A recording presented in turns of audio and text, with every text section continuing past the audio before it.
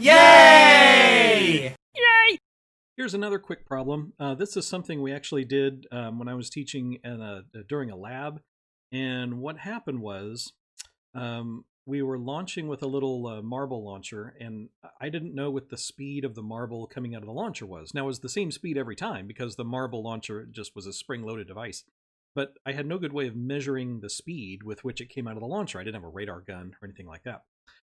So how would you figure out the speed? Well, what we did was we launched it at an angle in like 70 degrees, and then we just measured the height the maximum height at which it went. We just measured that it topped out at about 3 meters from the launch point. So the question is,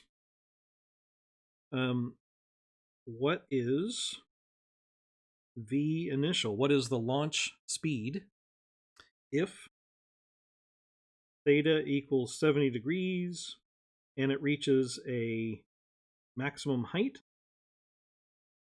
of 3 meters? Sounds like a pretty tough problem.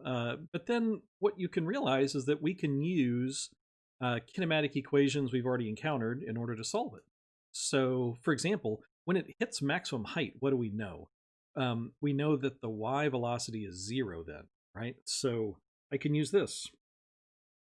In the y direction, v final in the y is equal to v initial in the y, squared, minus 2g delta y, but that's just h, that's just the final height, minus 2gh. So I can do that. This is going to be 0 when it reaches maximum height. So what I know is that VIY squared is just equal to 2GH.